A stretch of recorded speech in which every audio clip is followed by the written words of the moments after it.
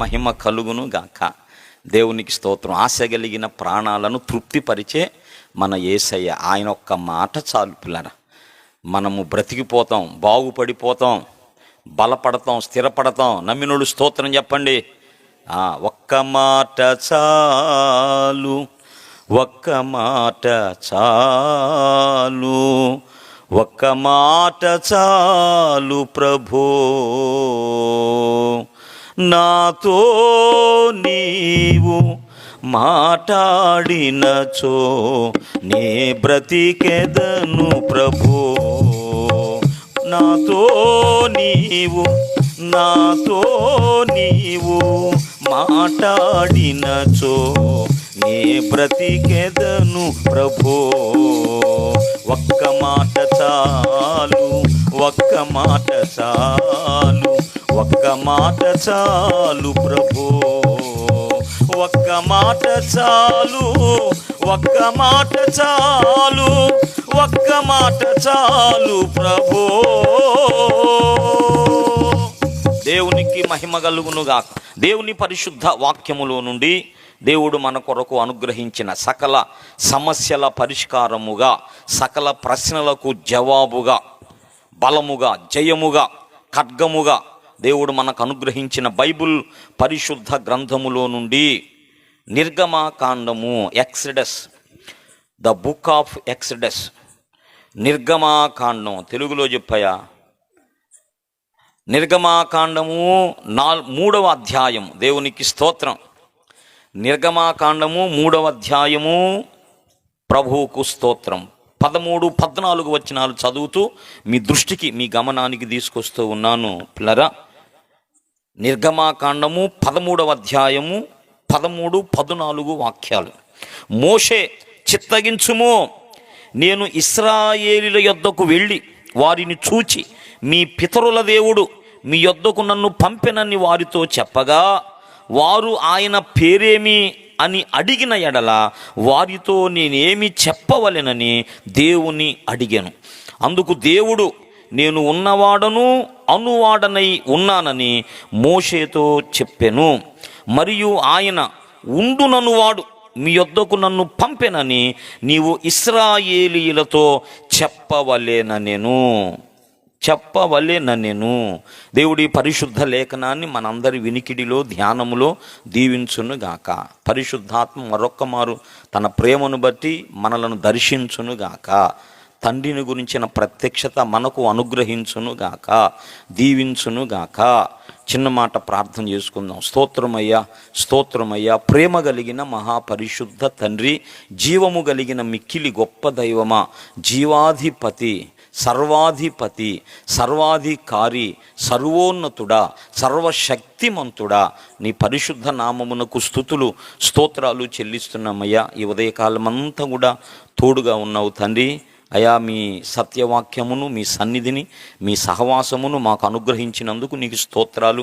ఈ రాత్రి మరొక్క మారు ప్రభా, ఈ రీతిగా నీ పరిశుద్ధ సన్నిధిలో ఉండడానికి మీరు ఇచ్చిన భాగ్యం కొరకు నీకు స్తోత్రాలయ్యా. ఇది మా ధన్యతగా భావిస్తున్నాం. మనసులు, శరీరాలు అలసిపోయినప్పటికి కూడా ప్రభా, కన్న తండ్రి, మీ సన్నిధి కొరకైనా నీ బిడ్డలకున్న ఆశను బట్టి, ఆసక్తిని బట్టి నీకు స్తోత్రాలయ్యా. నీ దాసుని కూడా క్షమించయ్యా. బలం నుంచి అయ్యా బలహీనతలన్నీ తొలగించిన ఆయన బలపరచండి. మీ సన్నిధే మా గొప్ప ధన నిధి నాయన. నీకు వందనాలు, స్తోత్రాలు. కనికరించి మీ వాక్యమును మా కొరకు పంపించి మమ్మల్ని ఆశీర్వదించమని, మా దోషాలు, పాపాలు, అజ్ఞాన కృతములన్నీ కూడా మీ రక్త ప్రభావంతో కొట్టివేయమని, మా అవివేకాన్ని ప్రభా మీరు తొలగించమని, తండ్రి మాలో ఉన్న నిర్లక్ష్యాన్ని మీరు తీసివేయమని, దేవా మమ్మల్ని క్షమించి నీ వాక్యమును మా కొరకు పంపించి వాక్య దర్శనం ప్రభా, సత్య దర్శనాన్ని ప్రభా మాకు అనుగ్రహించమని, ఘనత, మహిమ, ప్రభావాలు మీకు చెల్లిస్తూ మీ దాసుడను, మీ సేవకుడను నన్ను మీ పాదాలకు అప్పగించుకుంటూ యేసునాథుని పరిశుద్ధ నామమున స్తుతించి ప్రార్థిస్తూ ఉన్నాము తండ్రి. ఆమేన్, ఆమేన్. దేవునికి మహిమ కలుగునుగాక.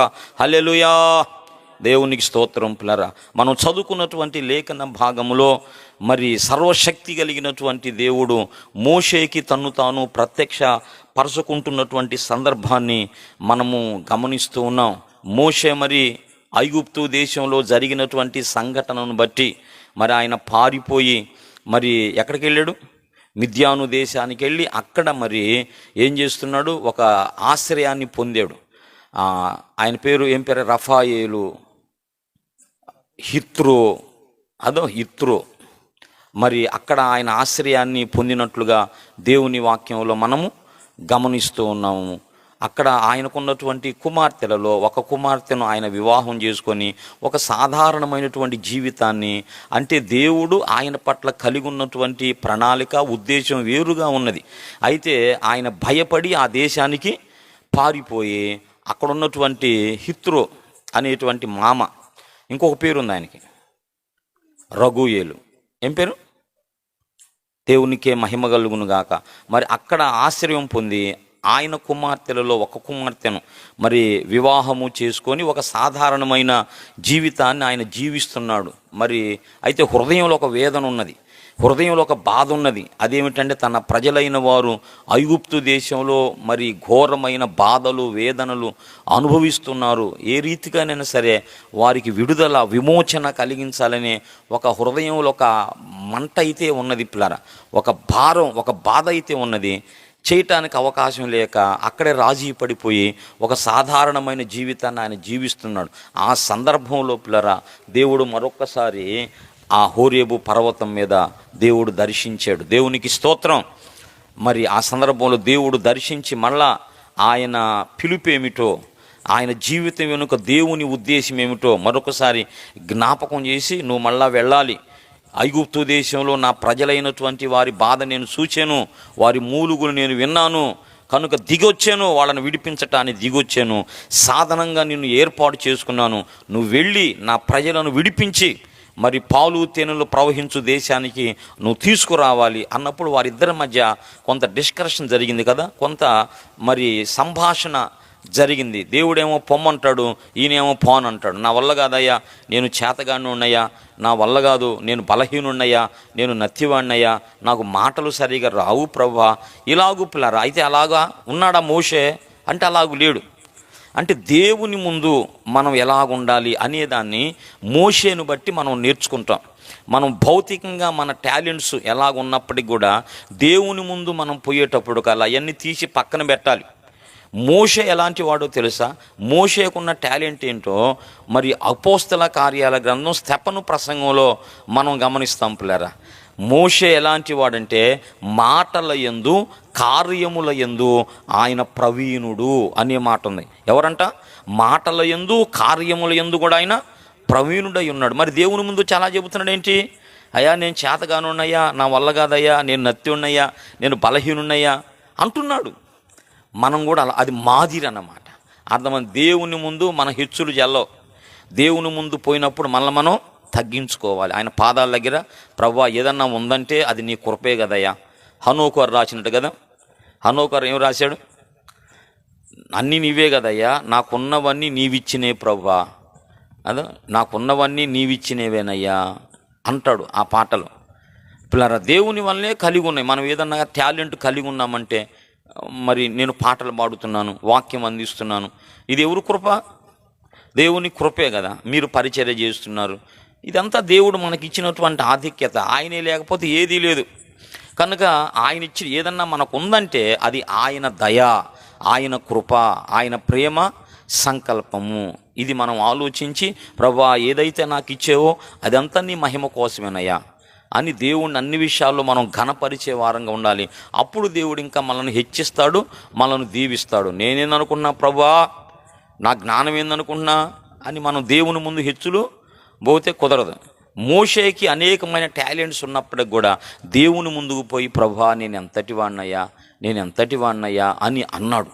అప్పుడు దేవుడు అనేక రీతులుగా మరి బలపరిచి అతనితో మాట్లాడి ఐగుప్తుకు వెళ్ళటానికి, అంటే దేవుని పరిచర్య చేయటానికి మోషేను సిద్ధపరిచాడు.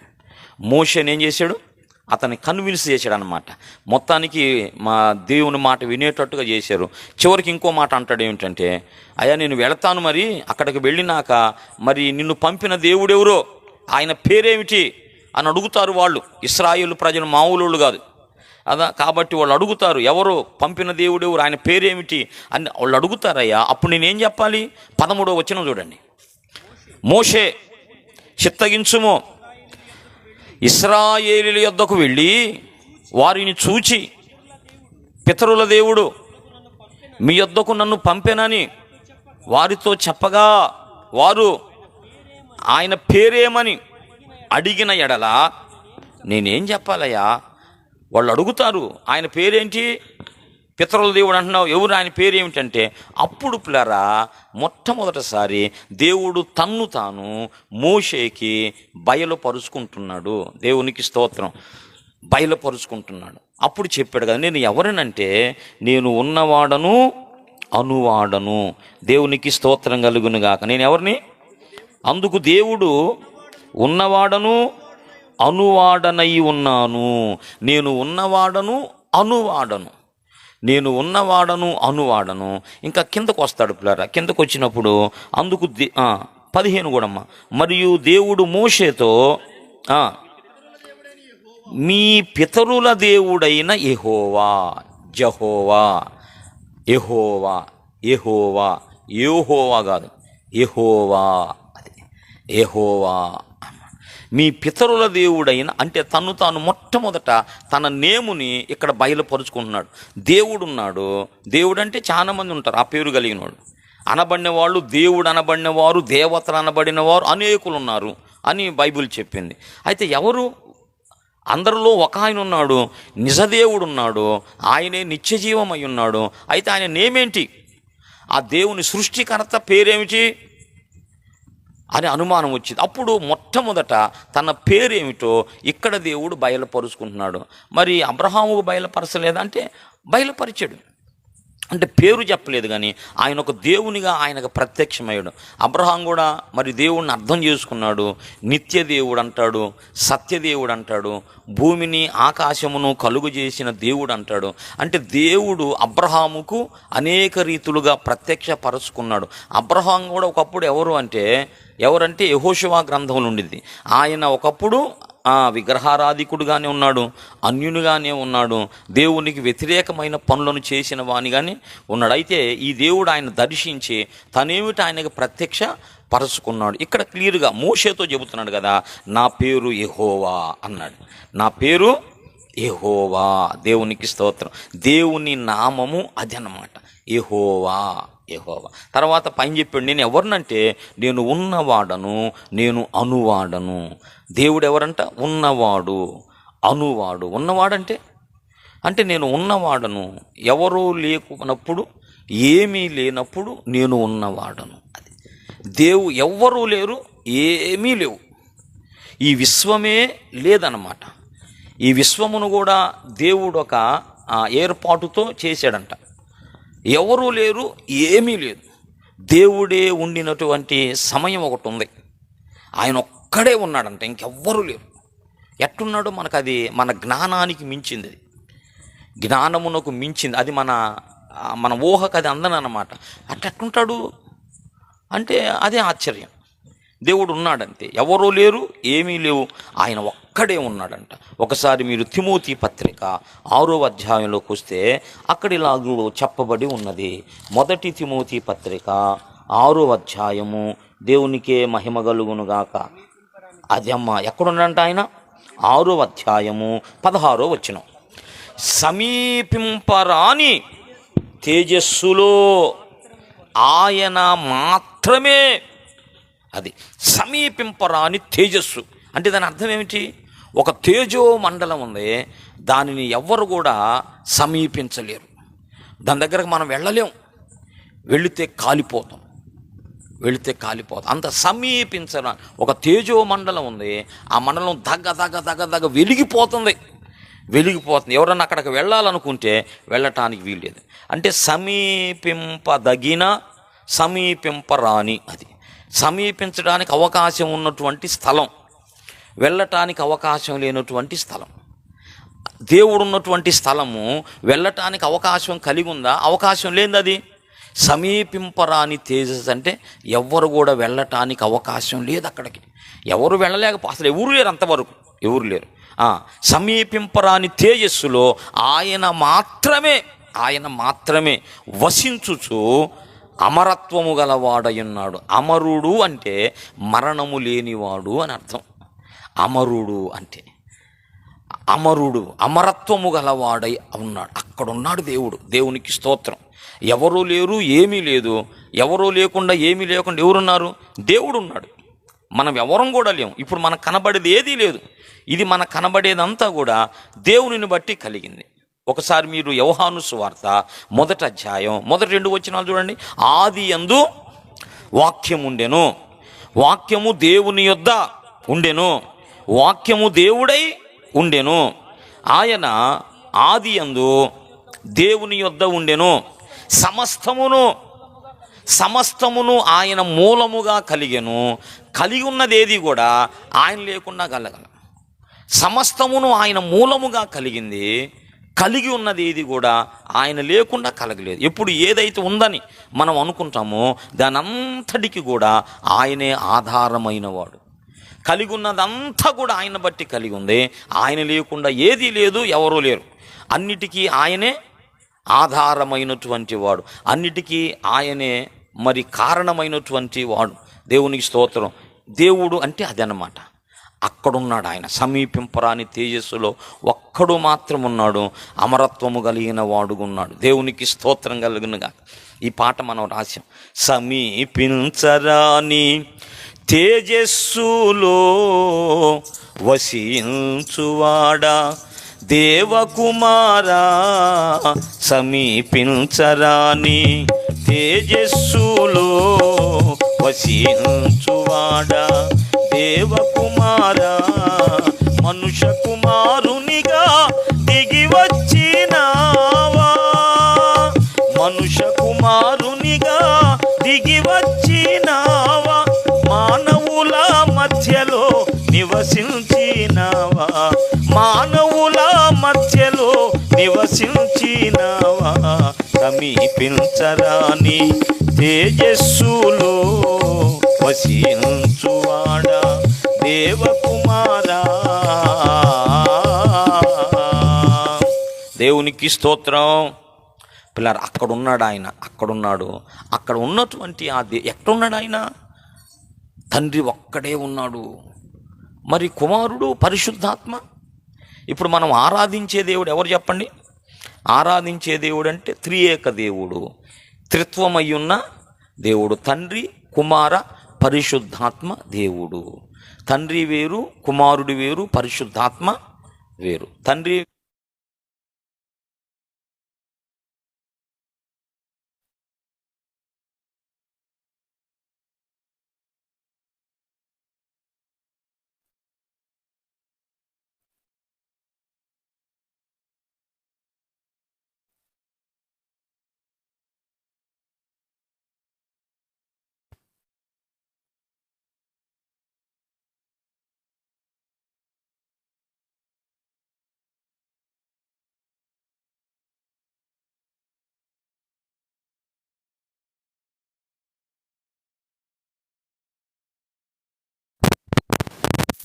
మనకి ఎక్కడ కనపడతాడు అని మనం ఆలోచిస్తే ఆదికాండం 18 అని మనం అనుకుంటాం.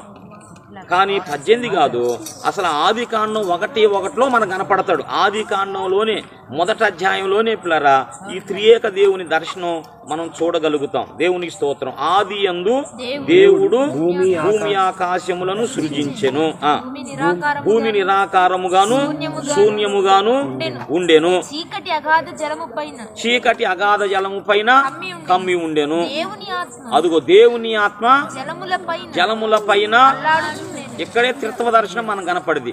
ఆది యందు దేవుడు భూమి ఆకాశములను సృజించెను. ఆదిలో దేవుడు ఏం చేశాడంటమా? భూమిని ఆకాశమును కలుగు చేశాడు. పిల్లరా, ఇది సమీపింపరాని తేజస్సులో సంగతిగా చెప్పింది. ఆ సమీపింపరాని తేజస్సులో ఉన్న దేవుడు ఎవరో చెబుతున్నాను నేను. ఆ సమీపింపరాని తేజస్సులో ఉన్నటువంటి దేవుళ్ళు ఉన్నటువంటి ఆ వ్యక్తిత్వాన్ని నేను చెబుతున్నాను అన్నమాట. దేవుడు మరి ఒక్కనగా ఉన్నాడు కదా. సమీపింపరాని తేజస్సులో ఆయన మాత్రమే వసించుచు అమరత్వము గలవాడై ఉన్నాడు అని బైబిల్ చెప్పింది.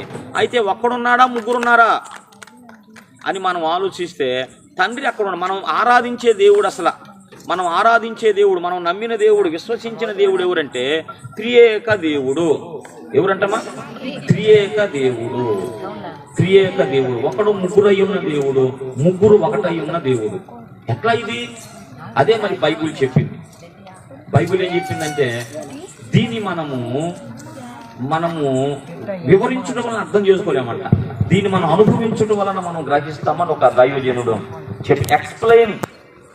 దీన్ని మనం అర్థం చేసుకోలేము. ఆయన అంటాడు కదా, మరి అనుభవం వలన, అనుభవాన్ని బట్టి మనము ఈ త్రిత్వాన్ని మనం అర్థం చేసుకుంటాం అంటాడు. పిల్లరా, ఈ దేవుడు, మనం ఆరాధించే దేవుడు త్రియేకుడుగా ఉన్నాడు. ఈ సత్యం ఎక్కడ మనకు కనబడిద్ది అంటే ఆది కాండంలోనే కనపడిద్ది. అక్కడ తండ్రి ఉన్నాడు, మరి తండ్రితో పాటు కుమారుడు ఉన్నాడా లేదా? తండ్రితో పాటు కుమారుడు కూడా ఉన్నాడనే సత్యం ఎక్కడ తెలిసింది మనకి? యోహాను 1:1 దగ్గర తెలిసింది. ఆది యందు దేవుడు ఉన్నాడు. దేవుని దగ్గర వాక్యం ఉంది. ఉందా లేదా? వాక్యం అంటే ఎవరు? యేసు ప్రభు. తండ్రి ఉన్నాడు అక్కడ, కుమారుడు కూడా ఉన్నాడు, పరిశుద్ధాత్మ కూడా ఉన్నాడా? దేవుని ఆత్మ జలముల మీద అల్లాడుచుండెను. అంటే అక్కడే మనకు ముగ్గురు తండ్రి ఉన్నాడు, తండ్రి దగ్గరే కుమారుడు ఉన్నాడు, పరిశుద్ధాత్మ జలముల మీద అల్లాడుతున్నట్లుగా వాక్యంలో మనం గమనిస్తున్నాం. మనం ఆరాధించే దేవుడు త్రియేక దేవుడు. ఇంకా మనం ఎక్కడ చూస్తాం చెప్పండి? ఆది కాండం 18లో అబ్రహాము ఎండవేళ సింధూరపు వృక్షము కింద ఉన్నప్పుడు దేవుడు వచ్చాడు. ఎట్లొచ్చారంట? ముగ్గురుగా వచ్చారు. ఎట్టొచ్చినా ముగ్గురుగా వచ్చారు. అక్కడ మనకు కనబడింది. ఆ ముగ్గురు పిల్లరా ఎవరంటే దేవునిలోని బహుళత్వం. అది చాలామంది దేవదూతలు అనేటువంటి మాట ఉంది. కొంచెం మనం జాగ్రత్తగా ఆ 19వ అధ్యాయం మీరు జాగ్రత్తగా చదువుకున్నట్లయితే, జాగ్రత్తగా చదువుకున్నట్లయితే ఆ వచ్చినటువంటి వాళ్ళు దేవదూతల, లేకపోతే దేవదూతలు అనబడుతున్న త్రిత్వదేవుడా అనేది మనకు క్లియర్గా అర్థమైపోయింది. ఎందుకు? వాళ్ళ సంభాషణను బట్టి. అంటే దేవదూతలకు కొన్ని స్టాండర్డ్స్ ఉన్నాయి, దేవదూతలకు కొన్ని ప్రమాణములు ఉన్నాయి. అర్థమైందా? కొన్ని లిమిట్స్ ఉన్నాయి, వాళ్ళకి కొన్ని ప్రమాణములు ఉన్నాయి, కొన్ని లిమిట్స్ ఉన్నాయి. వాళ్ళు ఎట్లా మాట్లాడతారు, ఎంతవరకు మాట్లాడతారంటే కొంతవరకే మాట్లాడతారు. కొంతవరకు దేవుడు అప్పగించింది నమ్మకంగా తెలియపరచడం వాళ్ళ పని. ఇది దేవుని వాక్కు, ఇది దేవుని మాట అని వాళ్ళు చెబుతారు. కానీ దేవుడైనట్టు వాళ్ళు మాట్లాడరు. అంటే దేవుని అధికారాన్ని వీళ్ళ చేతిలోకి తీసుకోరు. ఇది దేవదూతల వాళ్ళ లిమిట్స్లో వాళ్ళు ఉంటారు. ఎవరైనా అంత అలా ఉండాలి, అప్పుడే దేవునికి మహిమ. కానీ 19వ అధ్యాయంలో మీరు గమనిస్తే ఇదంతా కూడా దైవ సేవకులు రాశారు. మరొకసారి స్టడీ చేసుకోండి, మీరు బైబిల్ కూడా చదవండి. నేను ఒక విషయమైన ఒక వ్యక్తిని గురించి నేను సపోర్ట్ చేయటం కాదు, కానీ మీరు కూడా బైబిల్ చదవాలి. సత్యమును గ్రహించి సత్యమందు మనం స్థిరపరచబడి నా వాళ్ళమై మనం ఉండాలి. మనం ఆరాధించే దేవుడే మనకు అర్థం కాకపోతే మనం ఆరాధించే దేవుడు ఏమై ఉన్నాడో మనం బాగా ఎరగాలి. అబ్రహాము దగ్గరకు వచ్చినటువంటి త్రిత్వ దేవుడు ఆ 19 లోపల దేవదూతలు అనే మాట ఉన్నది. కానీ కొంచెం మనం లోతుగా తరచి చూస్తే వాళ్ళ మాటలు, వాళ్ళ సంభాషణ, వాళ్ళు వ్యవహరించిన తీరు, అదంతా మనం గమనిస్తే వాళ్ళు త్రిత్వ దేవునిలో భాగాలుగా మనకు కనబడతారు.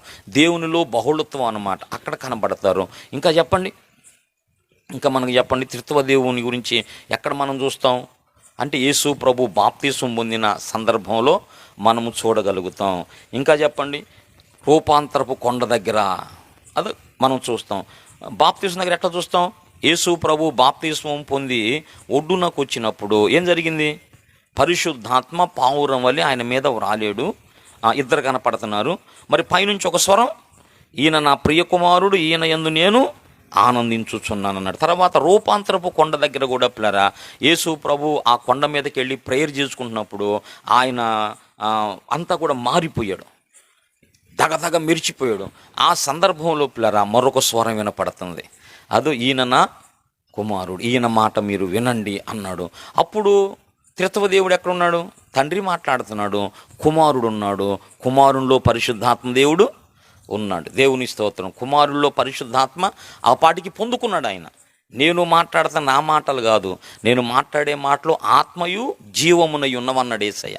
కాబట్టి దేవుడు తనలో ఉండి మాట్లాడాడు అన్నమాట. తనలో ఉండి నా మాటలు నావి కావు అంటాడు యేసు ప్రభు. కాబట్టి ఇలాగ మనం పలుమార్లు కూడా మనం చూడగలుగుతాం. ఇంకా చెప్పండి, పౌలు 2 కొరింథీ 13లో బ్లెస్సింగ్ ఇస్తా ముగ్గురి ప్రస్తావన తెస్తాడు.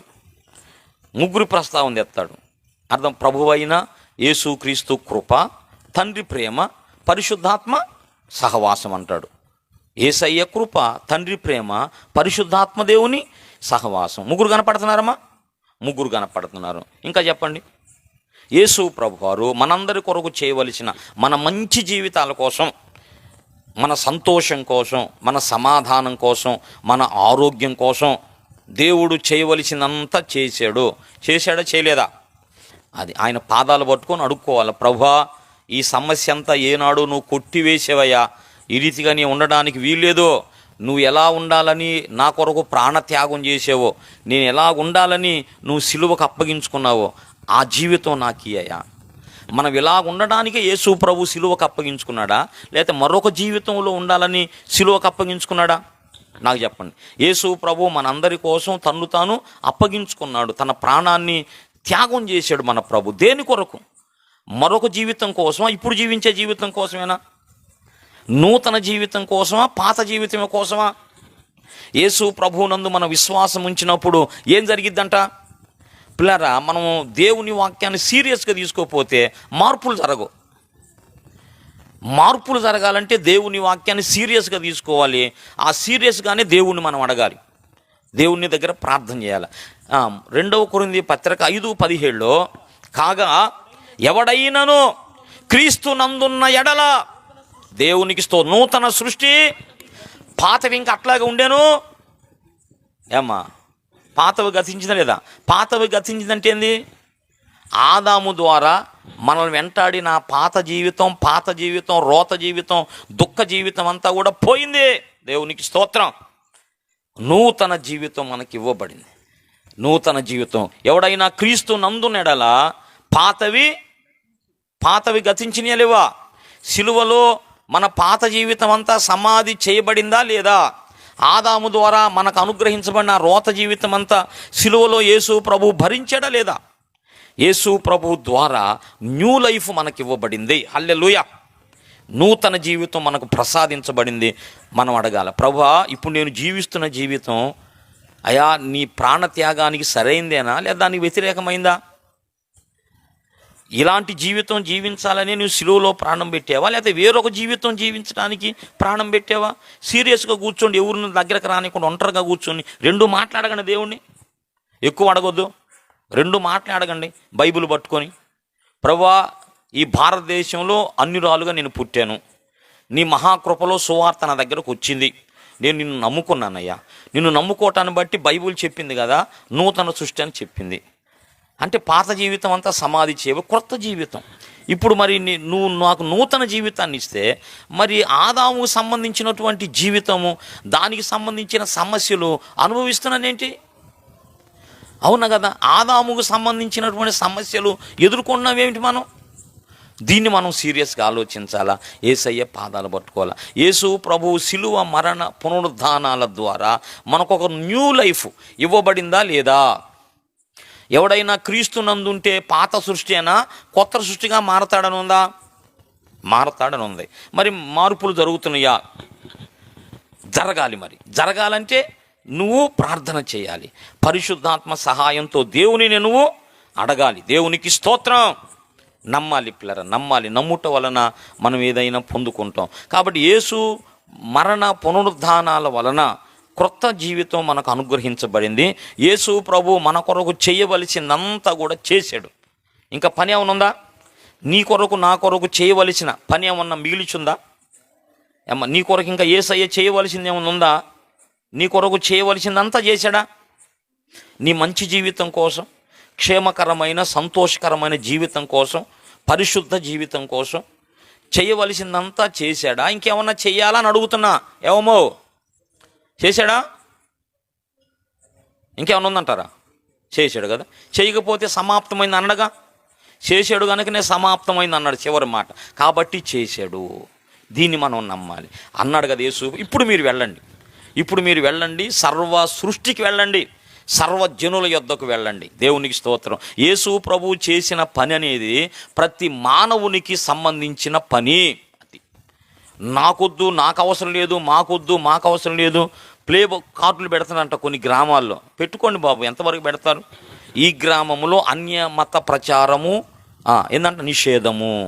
ఇక్కడ ఎవరు కూడా దేవుని నమ్మిన వాళ్ళు ఎవరు లేరు, మా గ్రామంలోకి రావద్దని నేను ఫేస్బుక్లో చూసా. కొన్ని బోర్డులు ఊరు ముందర పెట్టారయ్యా. ఈ గ్రామములో అన్యమత ప్రచారము నిషేధము. ఇక్కడ క్రైస్తవులు ఎవరూ లేరు కనుక ఇక్కడికి ఎవరు మీరు రావద్దు. వస్తే తర్వాత ఫలితాలు పరిణామాన పరితాప ఎలాగుంటాయో మాకు తెలియవు. అంటే జాగ్రత్త, వస్తే కొడతామని. చూడు ఎంత అవివేకమో. కానీ యేసు ప్రభు ఏమన్నాడు? సర్వ సృష్టికి వెళ్ళండి, సర్వజనులకు సువార్తను ప్రకటించండి. అంటే యేసు ప్రభు చేసిన పని ప్రతి మనిషికి సంబంధించిన పని కాకపోతే, ప్రతి మనిషికి అవసరమైంది కాకపోతే అందరి దగ్గరికి ఎందుకు వెళ్ళమంటాడమ్మా? అందరికి ఎందుకు చెప్పంటాడు సువార్త? అందరి దగ్గరికి వెళ్ళండి, అందరికీ సువార్త చెప్పండి అన్నాడు అంటే ఆయన చేసిన పని అందరికీ కావలసిన పని, అందరికీ అవసరమైన పని. నమ్మినోడు స్తోత్రం, అందరికీ సంబంధించిన పని. కనుక సర్వలోకానికి వెళ్ళమని. తర్వాత వెళ్ళండి మీరు, ఎవరైతే నా మాటలు వింటారో పరిశుద్ధాత్మదేవుడు వారిలో కార్యం చేస్తాడో అప్పుడు వాళ్ళు నమ్ముతారు. నమ్మినప్పుడు మీరు ఏం చేస్తారు? నమ్మిన వారికి ఏం చేస్తారంటే, అక్కడ మళ్ళీ ముగ్గురిని ఎత్తాడు యేసు ప్రభు. నమ్మిన వారికి మీరు ఏం చేస్తారంటే బాప్తిస్మాన్ని ఇవ్వండి. నమ్మిన వాళ్ళకి ఏమి ఇవ్వాలి? నమ్మని వాళ్ళకి ఇవ్వదు, నమ్మిన వాళ్ళకి ఇవ్వాలి. నమ్మిన వాళ్ళకి ఇవ్వాలి బాప్తిసం. అర్థం? బాప్తిసం విషయంలో చాలా కేర్ఫుల్గా ఉండాలమ్మా, చాలా కేర్ఫుల్. ఎందుకంటే ఎంత అయిందంట? ఆ సంఖ్య కోసమా? అవసరంలా? అర్థమైందా? పౌలు మనకు మాదిరి. స్టెఫను ఇంటి వారికి తప్ప నేను ఎవరికి బాప్తిసం ఇచ్చినట్టు నాకైతే తెలియదు. బాప్తిసం ఇచ్చుటకు నన్ను పంపలా అన్నాడు పౌలు అన్న. ఇది నాకు మాదిరి అన్నమాట. చాలా మంది ఎంతమందికి బాప్తిసం ఇచ్చా, ఎంతమంది రక్షణలోకి తెచ్చా, అది లెక్కేది నాకు అర్థం కాదు. అది కాదు. ఒకసారి మీరు 1 కొరింథీ పత్రిక, దేవునికే మహిమ కలుగును గాక, 1 కొరింథీ పత్రిక 13, 1వ అధ్యాయం 13 నుంచి చదవాలమ్మా. క్రీస్తు విభజింపబడి ఉన్నాడా? పౌలు మీ కొరకు సిలువ వేయబడినా? ఈ దినాల్లో ఒక అపోహ ఉంది దేవుని సేవకుల మీద. అర్థమైందా? తక్కువ మందికి బాప్తిసమిచ్చినోడు సేవకుడు కాదు. సేవకుడు అంటే ఎవరంటే చైతన్య ఎక్కువ మందికి బాప్తిస్మాలు ఇచ్చి ఉండాలా.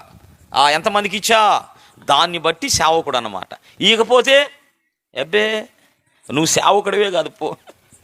పిల్లరా, మనము దేవుని వాక్యముతో ప్రతి విషయాన్ని పోల్చి చూసుకోవాలి, ప్రతి విషయాన్ని పోల్చి చూసుకోవాలి.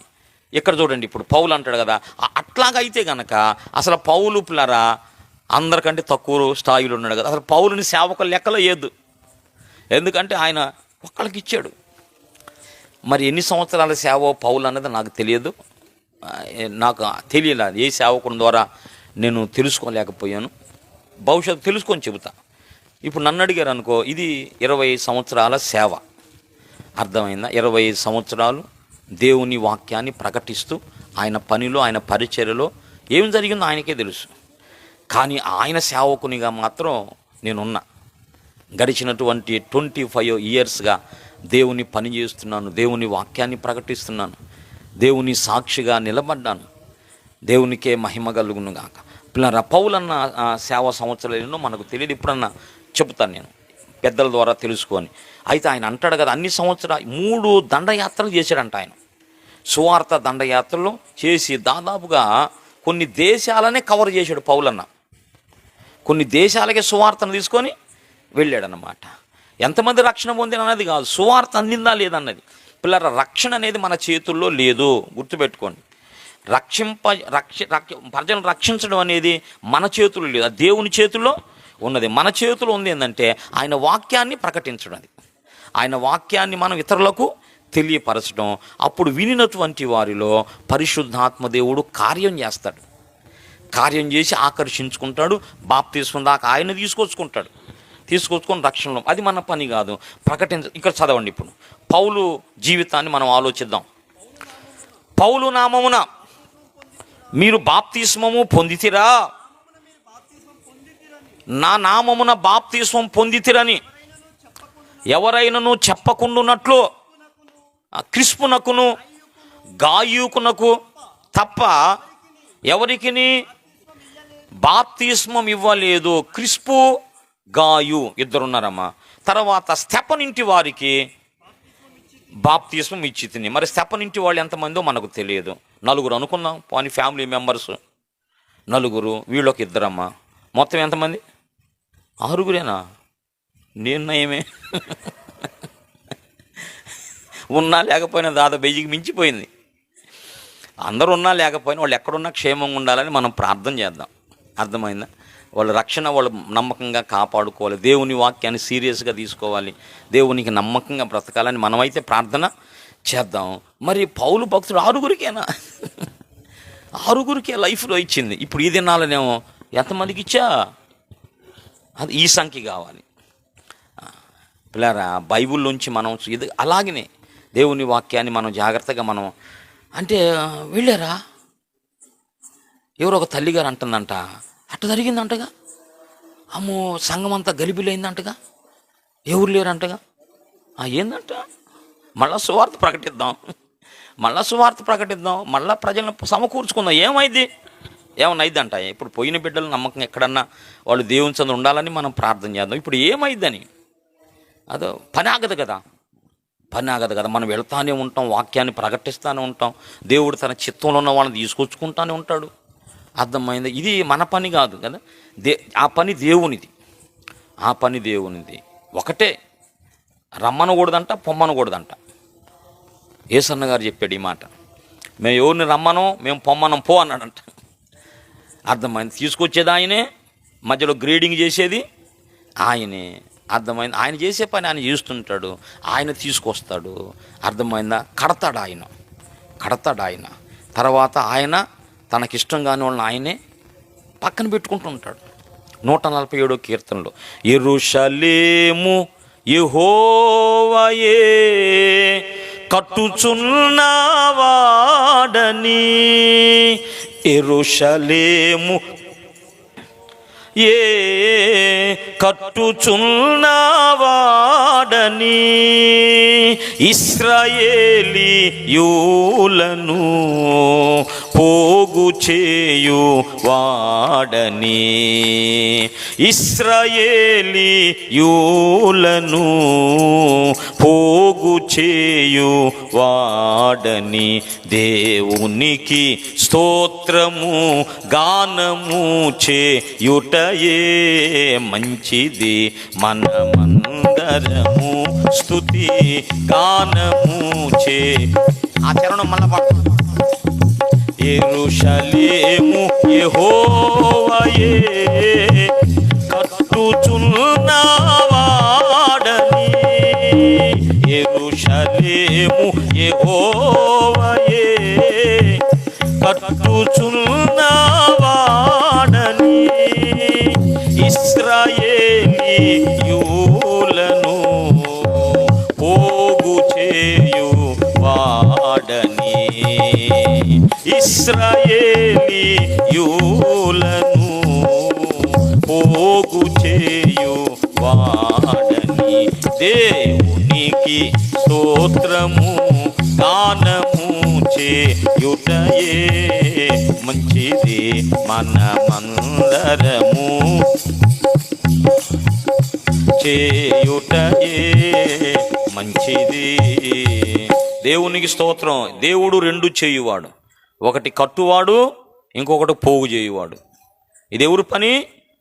దేవుని పని. కట్టేవాడు ఆయనే, మనం కట్టుకోలేము. అసలు నిన్ను నీవు కట్టుకోలేవు, నన్ను నేను కట్టుకోలేను. మన జీవితాలు కట్టేది ఆయన, కుటుంబాలు కట్టేది ఆయన, సంఘమును కట్టేది ఆయన కట్టాలి. కట్టువాడు ఆయన. దేవునికి స్తోత్రం. కాబట్టి దేవుడు ఆయన చేతులకు మనం అప్పగించుకోవాలి. నేనేం చెబుతున్నానంటే త్రిత్వ దేవుని యొక్క దర్శనాన్ని చెబుతున్నాను. దేవుడు ఏమై ఉన్నాడంటే త్రియేకుడై ఉన్నాడు.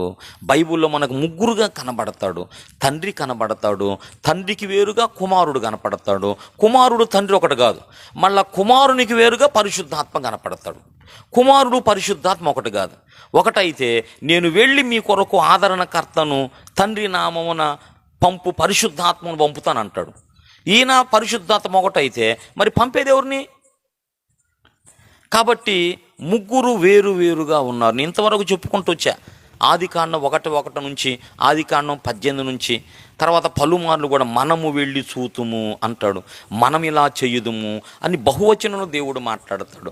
అలాగని ఎక్కడ జరిగింది మనకి మత్తయి సువార్త, యేసయ్య బాప్తిసం పొందిన సందర్భంలో 4వ అధ్యాయంలో, మత్తయి సువార్త 17వ అధ్యాయంలో, మత్తయి సువార్త 28వ అధ్యాయంలో యేసు ప్రభు శిష్యులకు చెప్పాడు, పునరుద్ధానుడు అయినాక మీరు సర్వలోకానికి వెళ్ళండి, సర్వ సృష్టికి సువార్తను ఏమని చెప్పాడు చూడే ఒకసారి. మత్తయి సువార్త 28వ అధ్యాయం. దేవునికి మహిమ కలుగును గాక. ఏం చెప్పాడు? వారు ఆయనను చూచి మ్రొక్కిరి గాని కొందరు సందేహించిరి. అయితే యేసు వారి యొద్దకు వచ్చి, పరలోకమందును భూమి మీదను నాకు సర్వాధికారం ఇవ్వబడి ఉన్నది, కాబట్టి మీరు వెళ్ళి సమస్త జనులను అన్నాడు.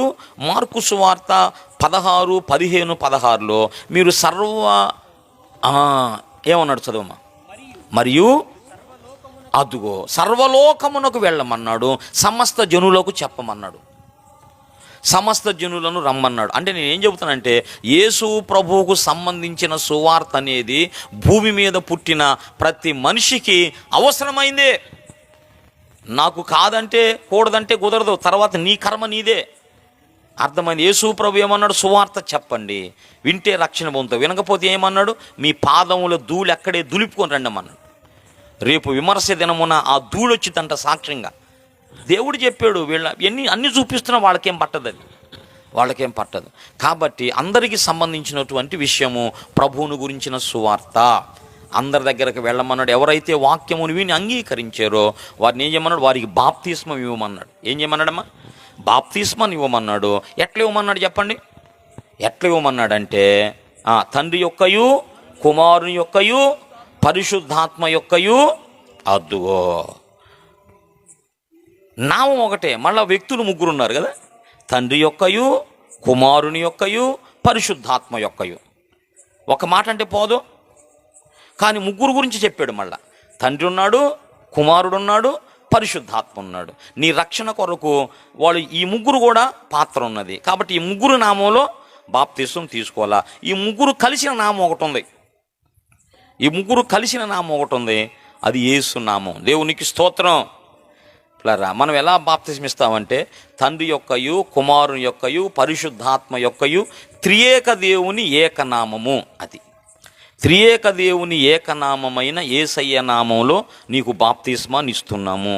అంటే త్రియేక దేవుడు కలిచాడు, యేసు ప్రభువు కూడా యేసయ్య నామం అనే మాట ఉంది, కలిసాడు. ఆ నామంలో మనం బాప్తిసం ఇస్తాము. అంటే 3 కలబోసిన నామం ఏంటంటే యేసయ్య నామం. దేవునికి స్తోత్రం. యేసు ప్రభులో 3 ఏకమై ఉన్నారు. హల్లెలూయా. అది యేసు ప్రభులో 3 ఏకమై ఉన్నారు. కుమారుడు ఉన్నాడు, కుమారులో తండ్రి ఉన్నాడు, పరిశుద్ధాత్మ దేవుడు ఉన్నాడు. ఆ 3 కలిసిన నామే యేసయ్య నామం. ఇంకొక మాట చూపిస్తాను పిల్లరా. యోహాను పత్రిక 5వ అధ్యాయము. యోహాను పత్రిక 5వ అధ్యాయంలో ఒక మాట ఉన్నది పిల్లరా.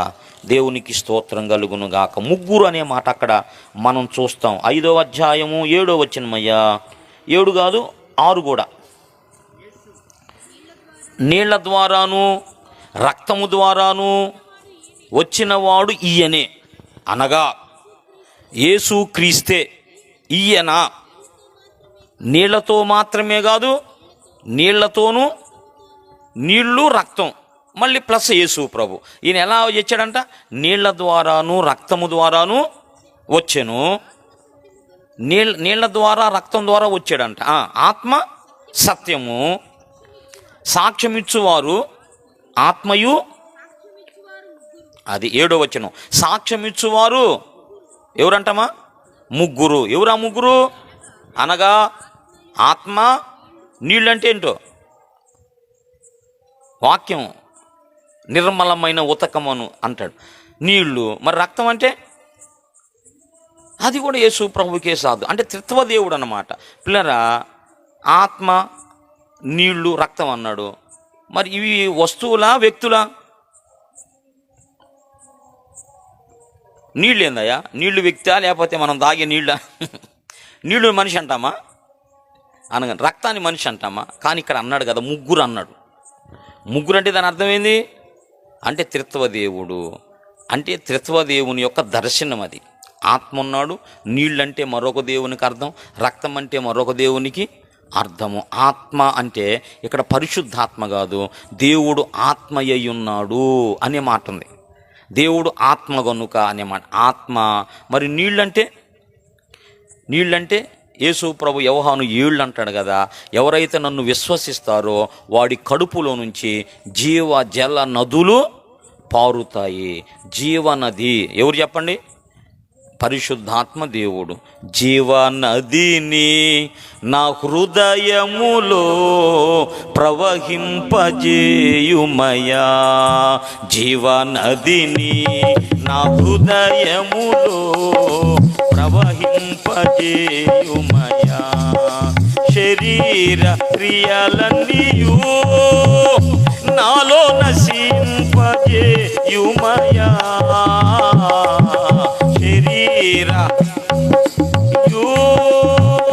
నాలో నశింపజేయుమయా, జీవనదిని నా ఉత్సాహంగా ఉన్నవాళ్ళు చేయుమయా, ఎండిన ఎముకలన్నీయు తిరిగి జీవింపజేయుమయా, ఎండిన ఎముకలన్నీయు తిరిగి జీవింపజేయుమయా, జీవనది గోరి ప్రవహింపజేయుమయా, జీవనదిని ప్రవహింపజేయుమయా, ఆత్మీయ వరములతో నన్ను అభిషేకం చేయుమయా, ఆత్మీయ పాడు. రోగాలు పోతే, బలహీనతలు పోతే, దరిద్రం పోయితే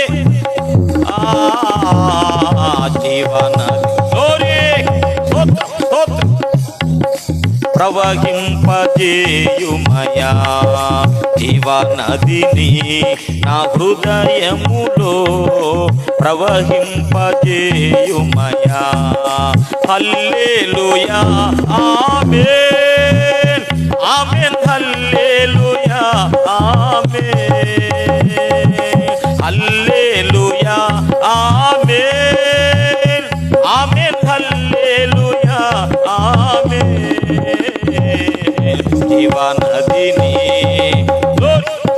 స్తోత్రం స్తోత్రం చేయుమయా, జీవనదిని నా హృదయములో ప్రవహింపజేయుమయా, బలహీన సమయములో నీ బలం పాడుకోపోతే, మా బలహీన సమయములో నీ బలము దించుమా, జీవనదిని స్తోత్రం స్తోత్రం చేయుమయా, జీవనదిని నా హృదయములో ప్రవహింప. దేవునికి మహిమ కలుగును గాక. ఆత్మదేవుడు, నీళ్లు పరిశుద్ధాత్మ, రక్తము యేసయ్య. ఆయన రక్త మాంసములలో పాలివాడాయడు. అది తండ్రికి రక్తం లేదు, పరిశుద్ధాత్మకు రక్తం లేదు. మరి రక్తమును తీసుకొని భూమికి వచ్చింది ఎవరమ్మా? రక్తము తీసుకొని, దేవుని రక్తాన్ని, దైవ రక్తాన్ని తీసుకొని భూమి మీదకి వచ్చింది ఎవరంటే యేసు ప్రభు. ఆయన శరీరధారి అయ్యాడు. అదో ఆయన ఎవరు చెప్పండి? మహిమలో ఉన్న దేవుడు నీ కొరకు నా కొరకు శరీరధారి అయ్యాడు, సిలువధారి అయ్యాడు. శరీరధారి, శరీరంతో ఉన్న ప్రతివానికి కూడా ఈ రెండు ఉంటాయి. శరీరం ఉన్న ప్రతివానికి కూడా ఏముంటాయి చెప్పండి? రక్తము, మాంసము, నీరుండిద్ది, చీము కూడా ఉండిద్ది. కొంతమంది చీమి రక్తం కలిగిన వాడు అయితే అంటారు కదా రోషానికి. ఏమో మాట బైబిల్లో లేదు, కానీ రక్త మాంసం ఉంది. రక్తం ఉంది, మనకు మాంసం. మనం ఎవరమంటే రక్త మాంసముల ముద్ద సముదాయం. అదే మనం ఎవరమంటే రక్త మాంసముల ముద్ద. ఇది రేపు యేసు ప్రభు దీనిని మహిమ శరీరంగా ధరుస్తాడు. రక్తము లేకుండా మాంసము లేనటువంటి మహిమ దేహాన్ని యేసయ్య పునరుద్ధానంలో మనకిస్తాడు. దేవునికే మహిమ కలుగు. అది గ్లోరిఫైడ్ బాడీ. అది ఎలాగుండిద్దో మనకు తెలియదు.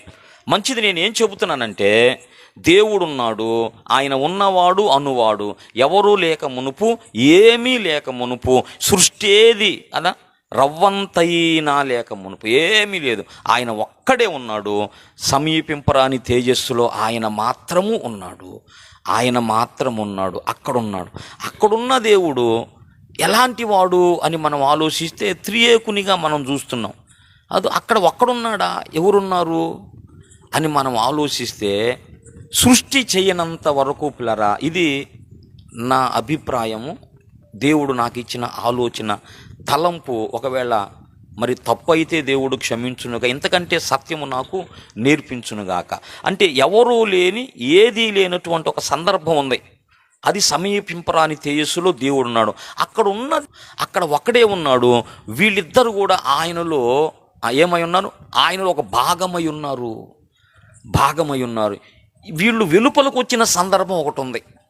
వెలుపలికి రాక మునుపు, అర్థమైందా? తండ్రిలో నుంచి బయటికి రాక మునుపు తండ్రిలోనే వాళ్ళు ఒక భాగమై ఉన్నారు. సింపుల్గా మనకు అర్థమైంది. ఇప్పుడు ఉదయకాలం కూడా నేను చెప్పాను, మనము పిల్లరా ఇప్పుడు ఇక్కడ ఉన్నాం కదా. ఒకప్పుడు ఎక్కడున్న వాళ్ళం? ఈ లోకానికి రాక మునుపు మనం ఎక్కడున్నాం? పొద్దున్న చెప్పా, ఎక్కడున్నా? అమ్మ కడుపులో ఉన్నాం. అవునా? అమ్మ కడుపులోకి ఎట్టొచ్చాం? అమ్మ కడుపులోకి రాకమునుపు ఎక్కడున్నాం? నాన్నలో ఉన్నాం. తెలుసా మీకు? ఇక్కడున్న మనం ఈ లోకానికి రాకమునుపు అమ్మ కడుపులో ఉన్నాం. అమ్మ కడుపులోంచి వచ్చాం బయటికి, నేనైనాను. అమ్మ కడుపులోంచి రాకమునుపు ఎక్కడున్నాం? నాన్నలో ఉన్నాం. నాన్నలో ఒక భాగమై ఉన్నాం. నాన్నలోకి రాకమునుపు ఎక్కడున్నాం? ఆదాములో ఉన్నాం. నాన్నలోకి మనం రాకమునుపు మనం అందరం ఆదాములో ఉన్నాము. ఆదాములో లేక మునుపు ఎక్కడున్నాం? ఆదాములో లేక మునుపు దేవుని ఆలోచనలో మనం ఉన్నాం.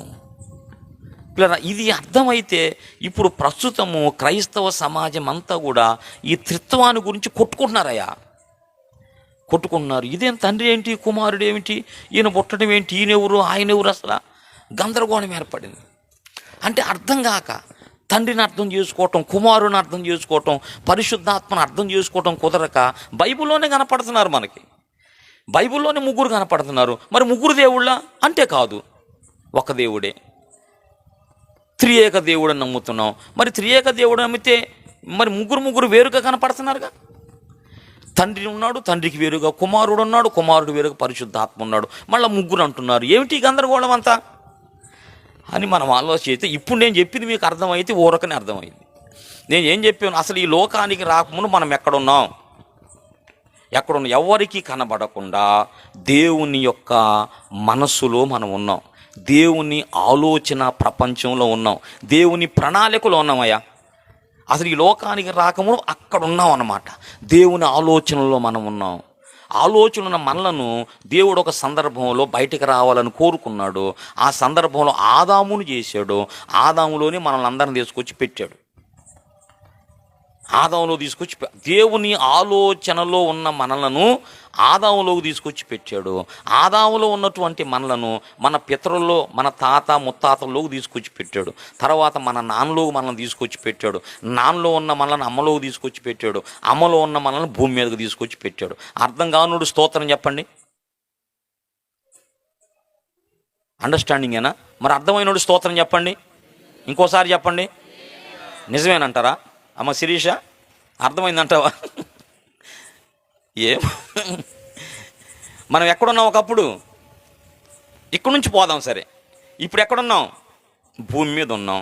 భూమి మీదకి రాకమునుపు ఎక్కడున్నాం? అమ్మలో ఉన్నాం. అమ్మలోకి రాకమునుపు నాన్నలో ఉన్నాం. నాన్నలోకి రాకమునుపు అది అంటే తాత ముత్తాత సంగతి మధ్యలో మనకు గ్యాప్ వదులుతున్నా. ఆదాములో ఉన్నాం. ఆదాములోకి రాకమునుపు ఎక్కడున్నాం? అది ఆదాములోకి రాకమునుపు మనం ఉన్నామా లేవా? బైబిల్ చెప్పిందా లేదా? ఆదాములోకి రాకమునిపే మనమును. మరి ఒక సందర్భం, కాలం వచ్చినప్పుడు బయటకు వచ్చాం. కాలం రాకమునుపు మనం ఉన్నామా లేదా? సమయం వచ్చినప్పుడు బయటకు వచ్చాము మా అమ్మలో నుంచి. సమయం రాకమునుపు ఉన్నామా లేవా? ఇది మీకు అర్థం కావాలా. కాలాన్ని బట్టి మనం లోకానికి వచ్చాం, కానీ కాలం రాకమునుపు మనము దేవునిలోని నిక్షిప్తమై ఉన్నాం. అలాగునే జాగ్రత్తగా వినాలి. ఇది మీకు అర్థమైతే త్రిత్వం మీకు అర్థమైనట్లే. లైవ్లో వింటున్న వాళ్ళ చిన్న సేవకుణ్ణి నేను చెబుతున్నాను, జాగ్రత్తగా ఆలకించడానికి, అర్థం చేసుకోవటానికి ప్రయత్నించండి. మీతో మాట్లాడడానికి, పోటీ పడటానికి, వివరించడానికి తగను, కానీ నాకు దేవుడు లేఖనాల్లో బయలుపరిచిన విధంగా, మళ్ళీ లేఖనాలకు వేరుగా కాదు, బైబిల్లో లేఖనాల్లో దేవుడు బయలుపరిచిన దానిని బట్టి ఈ లోకానికి రాకమునుపు మనమందరం దేవుళ్ళు ఎలాగైతున్నామో అలాగనే సమీపింపరాని తేజస్సులో తండ్రి ఒక్కడే ఉన్నాడు. తండ్రిలోనే కుమారుడు ఉన్నాడు, తండ్రిలోనే పరిశుద్ధాత్మ ఉన్నాడు. అర్థమైనడు స్తోత్రం చెప్పండి. తండ్రే తండ్రి ఉన్నాడు, కుమారుడు తనలో ఉన్నాడు, పరిశుద్ధాత్మ తనలోనే ఉన్నాడు. అప్పుడు వాళ్ళు ఎవరంటే ముగ్గురు నిత్యులే. వీళ్ళు అనేది ఏంటంటే, మరి ఒకవేళ యేసు ప్రభు పుట్టినవాడే గనకైతే నిత్యుడనే మాట రాదుగా. నిత్యుడనే మాటకు అర్థమైంది ఎప్పుడు ఉన్నవాడని. మరి ఎప్పుడు ఉన్నవాడైతే పుట్టడం ఏంది మరి? ఇది అర్థం కాల వాళ్ళకి. తండ్రి నిత్యుడే యెషయా 40 ప్రకారం, కుమారుడు నిత్యుడే యెషయా 9 ప్రకారం, పరిశుద్ధాత్మ నిత్యుడే హెబ్రీ 9 ప్రకారం. ముగ్గురు నిత్యులే, ముగ్గురు దేవుళ్ళే. అంత ముగ్గురికి ఆ టైట్లు ఉంది. ముగ్గురు ప్రభువులే. ఈ పరంపరలో చెబుతే ఎప్పుడన్నా ముగ్గురు సృష్టికర్తలే. ఇప్పుడు సృష్టికర్త తండ్రియా, కుమారుడా, పరిశుద్ధాత్మ? తండ్రిని ఒక చోట ఉండిద్ది, కుమారుడిని ఒక చోట ఉండిద్ది, పరిశుద్ధాత్మ సృష్టికర్తని యోబు గ్రంథంలో ఉంది. దేవుని ఆత్మ నన్ను సృజించని అంటాడు. కాబట్టి ముగ్గురు సృష్టికర్తలే, ముగ్గురు దేవుళ్ళే, ముగ్గురు నిత్యులే, ముగ్గురు మహిమ స్వరూపులే. ఇట్లా ఉన్నాయి అన్నమాట టైటిల్.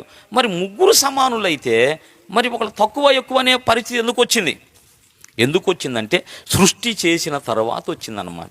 సృష్టి చేయక మునుపు సమీపింపరాని తేజస్సులో తండ్రి ఒక్కడే ఉన్నప్పుడు పిల్లరా, తండ్రిలోనే కుమారుడు ఉన్నాడు, ఆ తండ్రిలోనే పరిశుద్ధాత్మ దేవుడు కూడా ఉన్నాడు. మనం ఎలాగైతే లోకానికి రాకమునుపు అలా ఉన్నామో అలాగే వాళ్ళు ఉన్నారు.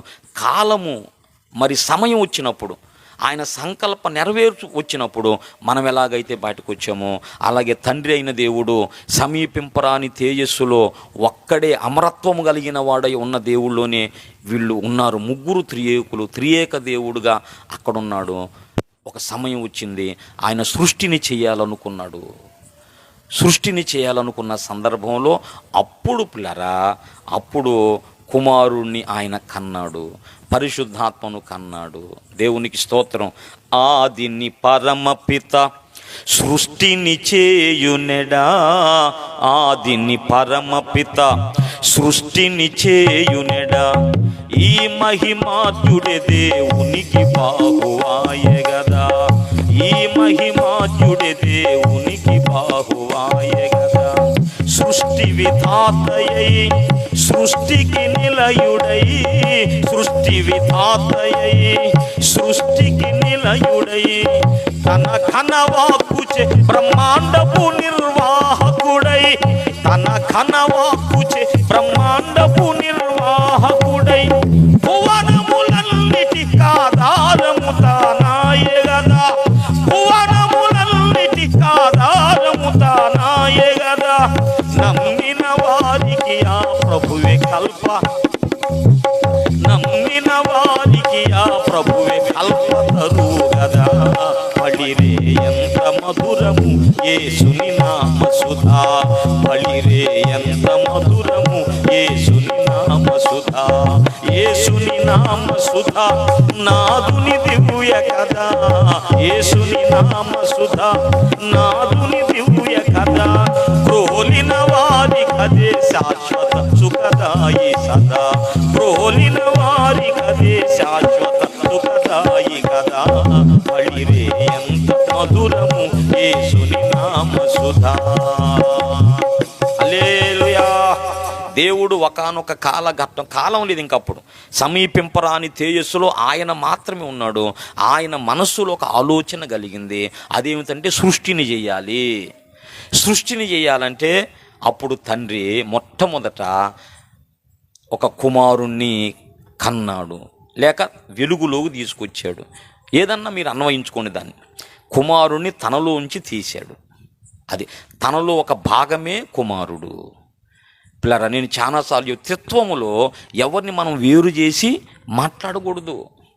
ముగ్గురు కలిసే ఉంటారు. ఏ తండ్రి చేసిన కార్యక్రమాల్లో లేదా కుమారుడు చేస్తున్న కార్యక్రమాల్లో, ఇప్పుడు పరిశుద్ధాత్మ దేవుని యుగం అన్నాం మనం. ఈ పరిశుద్ధాత్మ దేవుని యుగంలో కూడా తండ్రి ఉన్నాడు, యేసు ప్రభు కూడా ఉన్నాడు. ముగ్గురు పిల్లరా వారు కలిసి ఉన్నారు. వారిని వేరువేరుగా మనం మాట్లాడలేము. అయితే ఆయన చిత్తము సంకల్పము నెరవేరటానికి ఆయన మొట్టమొదట తన కార్యములన్నిటిలో కూడా ప్రథమమైన దానినిగా మొదట నన్ను చేసినన్నాడు. సామెతలు 8 జ్ఞానం చెప్పిందనమాట. అంటే మొట్టమొదట తన కార్యాలన్నింటిలో కూడా ప్రధానమైనది ఏం చెప్పండి? కుమారుడే. మొట్టమొదట ఆ త్రిత్వ దేవుడు ఎక్కడున్నాడు? సమీపింపరాని తేజస్సులున్నాడు, ఆయనలోనే కుమారుడు ఉన్నాడు, ఆయనలోనే పరిశుద్ధాత్మ ఉన్నాడు. సృష్టిని చేయాలనుకున్నప్పుడు పిల్లరా, అప్పుడు ఆయన చేసిన పని ఏమిటంటే కుమారుణ్ణి బయటకు తీశాడు. అప్పటి వరకు ఎక్కడున్నాడేంది ఏమా అర్థమైందిగా మీకు? మనం లోకానికి రాకుండా ఎక్కడున్నాం? లోకానికి రాలేదు కానీ ఉన్నామా లేమా? ఉన్నాం. కాలం పరిపూర్ణమైనప్పుడు వచ్చాం బయటికి. అలాగనే కుమారుడు కూడా తండ్రిలోనే ఉన్నాడు. ఒక కాలఘట్టంలో ఆయన బయటకు వచ్చాడు. ఇది బైబిల్ చెప్పిన సత్యం. ఆయన జనితైక కుమారుడు, సొంత కుమారుడు అనే బాంటుంది బైబిల్. మనం కూడా యేసు ప్రభువుని బట్టి సొంత కుమారులమయ్యాం, అది వేరైన విషయం. ఎందుకయ్యాం చెప్పండి? ఎందుకయ్యామంటే తండ్రిలో ఉన్న మెటీరియలే కుమారుల్లో ఉంది, కుమారుడు ఉన్నదే మనలో ఉంది కాబట్టి మనం కూడా సొంత బిడ్డలం అయ్యాము. మనం ఎవరము? సొత్తయిన ప్రజలమన్నాడు పేతురు భక్తుడు. ఇది మీకు అర్థమైనప్పుడు ధైర్యం కలిగింది. దేవునికి స్తోత్రం. కాబట్టి కాలము పరిపూర్ణమైనప్పుడు కుమారుడు వచ్చాడు, పరిశుద్ధాత్మ దేవుడు వచ్చాడు. అప్పుడు ఆయన ఒక్కడున్న దేవుడు ముగ్గురుగా అయ్యారు. ముగ్గురు మళ్ళీ ఒకటే. అర్థమైందా?